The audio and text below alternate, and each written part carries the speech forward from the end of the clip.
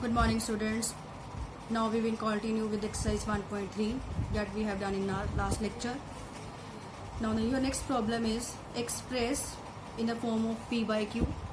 But still now we have a new problem that is 0.47 bar. Now we have a new problem 0.47 bar. अब हम सीखेंगे कि इसको कैसे P by Q की फॉर्म में लिखना है. Same as that we have done in last lecture. Let us assume that x is equal to 0.47 bar. X is equal to 0.47 bar. Consider it the first equation. इसको first equation मान लीजिए. Same यहाँ पे भी क्या है, बार एक ही number पर है, तो हम इसको क्या करेंगे, 10 से मल्टीप्लाई करेंगे. Multiplying first by 10 both sides. क्या करेंगे, दोनों तरफ हम 10 से मल्टीप्लाई करेंगे. Okay, clear. Now we will denote x is equal to 0.47 bar multiply by 10 both sides. Okay, next step, x is equal to 0.4. आपको समझाने के लिए 7 को मैं बार बार लिख रही हूँ. 7 7 7 गोइंग ऑन. यहाँ पे 4 फिक्स रहेगा, 7 गोइंग ऑन होगा बिकॉज यहाँ पर बार हमारा जो है 7 के ऊपर है. Getting my idea. Okay, multiplying by 10. ये बार बार डिनोट क्यों कर रही हूँ, क्योंकि मैंने अभी करा नहीं है, मल्टीप्लाई चल रहा है. Next step, 10x is equal to, जब 10 से मल्टीप्लाई कर दिया, पिछले लेक्चर में मैंने आपको बताया था कि जितने जीरो से आप मल्टीप्लाई करेंगे उतने डिजिट शिफ्ट करेंगे. यहाँ पे आपका क्या है, एक 10 से मल्टीप्लाई किया है, तो 10 से अगर हमने इसको मल्टीप्लाई किया है तो यहाँ पे क्या है, 4 पहले है ना डेसिमल के बाद, तो आपका 4 शिफ्ट कर जाएगा left side.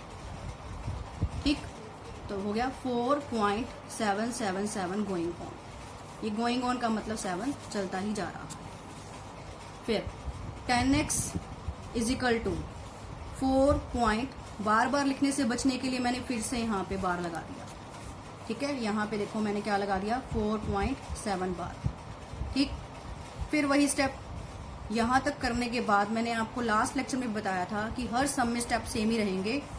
Subtracting first from second. First कौन है हमारा, स्टेटमेंट वाला स्टेप जहाँ पे हमने x कंसीडर किया है. सेकंड कौन है, जिसको हमने मल्टीप्लाई करके सॉल्व कर लिया. ठीक, फिर हमारे पास क्या आया, 10x इज इक्वल टू 4.7 बार. ठीक, और फर्स्ट कौन है, x is equal to 0.47 bar. ठीक, 10x is equal to 4.7 bar, that is second equation. x is equal to 0.47 bar. ठीक, again I am repeating, 10x is equal to, दोबारा मैंने step क्यों लिखा है, क्योंकि यहाँ पे 4.7 बार था, यहाँ पे 0.47 बार था, तो मुझे इस 4 के लिए एक नंबर ऊपर चाहिए था. तो उसके लिए मैंने क्या किया, उस 4.7 बार को 7 बार लिख दिया. लिख सकते हैं क्योंकि मैं आपको कह चुकी हूँ कि 4.7 बार का मतलब है 7 गोइंग ऑन या 4.77 बार. हम इसको क्या है, जितने 7 हमें चाहिए लिख लिए, बाद में हमने फिर से बार लगा दिया. दोबारा बार लगाने का मतलब है कि वो अभी चलता ही जा रहा है, जस्ट हमने इंडिकेट कर दी. और x is equal to 0.47 bar. Okay, अब माइनस करेंगे, सेम वही स्टेप. 10 में से 1 गए, 9. जब हमारे पास x के सामने कुछ नहीं है तो हमने 1 लेट कर लिया. 9x.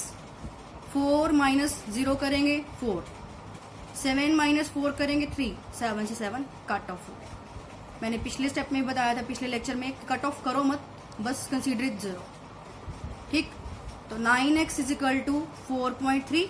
आफ्टर सॉल्विंग हमें ये मिल गया. अब x इज इक्वल टू 4.3. वही फंडामेंटल ऑफ मैथ्स, अगर कोई चीज मल्टीप्लाई में है तो उधर जाके वो क्या हो जाएगी, डिवाइड में. तो यहाँ पे हमारे पास 9 क्या था, मल्टीप्लाई में था, तो डिवाइड में आ गया. तो x इज इक्वल टू क्या आ गया, 4.3 अपॉन 9. अगर हम इस डेसिमल को हटाएंगे तो हमारे पास क्या आ जाएगा, 43/90. Getting my idea, 43/90.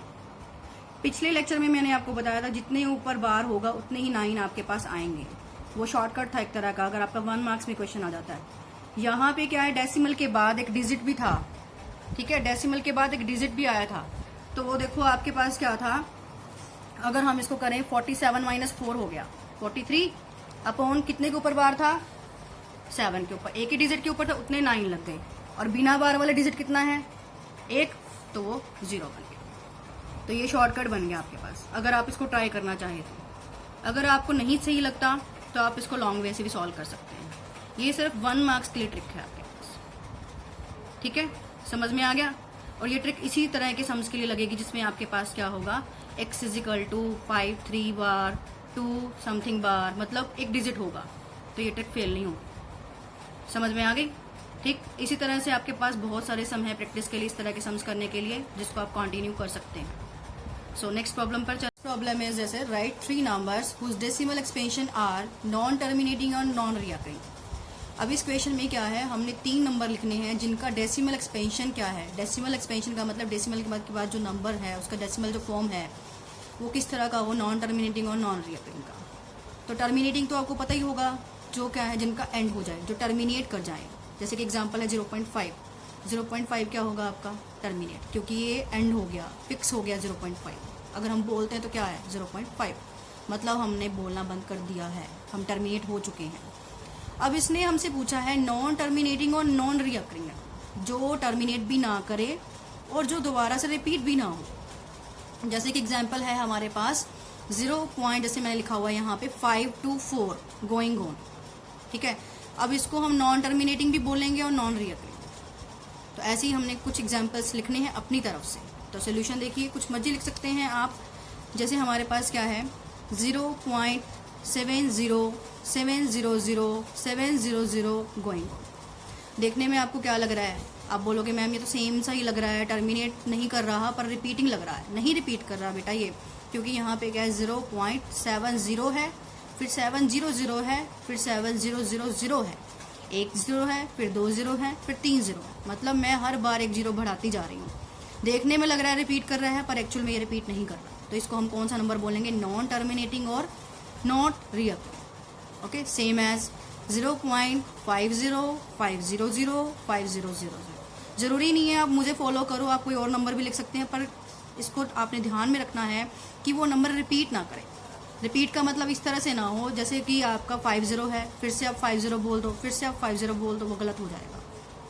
आपने ध्यान रखना है कि वो नंबर नॉन टर्मिनेटिंग और नॉन रिकरिंग हो। सेम एज 0.80, मैं और भी आपको लिख के दिखा सकती हूँ 0.60, मतलब हर बार मैं क्या करती जा रही हूँ, मैं बोल रही हूँ ना आपको बार बार कि लग रहा है रिपीट कर रहा है पर एक्चुअल में रिपीट नहीं कर रहा, क्योंकि हर बार मैं एक 0 का फर्क डालती जा रही हूँ। समझ में आ रही है बात, क्लियर है। तो नेक्स्ट प्रॉब्लम आपकी क्या थी, find 3 different irrational numbers. Find 3 different irrational numbers between the rational numbers 5/7 and 9/11. अब इस प्रॉब्लम में उसने हमें कहा है कि आप इरेशनल नंबर इंसर्ट कीजिए, इरेशनल नंबर लिखिए। कौन से इरेशनल नंबर, जो 5/7 और 9/11 दोनों रेशनल नंबर के बीच में लाई करते हैं, ठीक है। अब आपको मैं रेशनल के बारे में बता चुकी हूँ चैप्टर के स्टार्टिंग में, टर्मिनेटिंग के बारे में बता चुकी हूँ, नॉन टर्मिनेटिंग के बारे में बता चुकी हूँ, नॉन टर्मिनेटिंग और नॉन रिकरिंग के बारे में बता चुकी हूँ। पर इस क्वेश्चन को करने से पहले हमें इरेशनल नंबर का कॉन्सेप्ट क्लियर होना चाहिए, ठीक है। तो हम स्टार्ट करते हैं। इरेशनल नंबर क्या है आपके पास, ऐसे नंबर रेशनल क्या थे जिसको हम p/q की फॉर्म में लिख सकते हैं, बट इरेशनल नंबर कौन से नंबर हुए, जो रेशनल नहीं है। रेशनल नहीं है मतलब जिसको हम p/q की फॉर्म में नहीं लिख सकते। ओके, नॉर्मल लैंग्वेज में तो हम यही बोलेंगे ना, irrational number that are not rational. अगर वो रेशनल नहीं है तो वो क्या होंगे, इरेशनल होंगे। रेशनल क्या थे, जिसको हम p/q की फॉर्म में लिख सकते हैं, जहाँ पे q नॉन जीरो हो। इरेशनल क्या होगा, जिसको हम p/q की फॉर्म में नहीं लिख सकते। But so many definitions we have that we can make by our own choice. मैं अपने आप से बहुत सारी डेफिनेशंस आपको दे सकती हूँ इरेशनल नंबर की, जिससे आप 1 मिनट में देखकर बता सकते हैं कि इरेशनल नंबर होता क्या है। फर्स्ट डेफिनेशन मैंने आपको बता दी या कॉन्सेप्ट बता दिया, irrational number are those that can not be written in the form of p/q's, जिसको हम p/q की फॉर्म में नहीं लिख सकते। इरेशनल नंबर वो भी होते हैं जो टर्मिनेट आपके पास ना करें, ठीक है, मतलब नॉन टर्मिनेटिंग हो। इरेशनल नंबर वो भी होते हैं जो परफेक्ट स्क्वायर नंबर नहीं होते। ओके, सो इस तरह से हम इरेशनल नंबर को अगर हम देखें तो डायरेक्टली पहचान सकते हैं। सो नेक्स्ट लेक्चर में हम कॉन्सेप्ट इरेशनल नंबर का यूज़ करते हुए आपको बताएंगे कि इरेशनल नंबर कैसे देखते हैं, कैसे पहचानते हैं कि ये नंबर इरेशनल है, और कैसे पहचानेंगे कि ये नंबर रेशनल है या कोई और अदर नंबर है।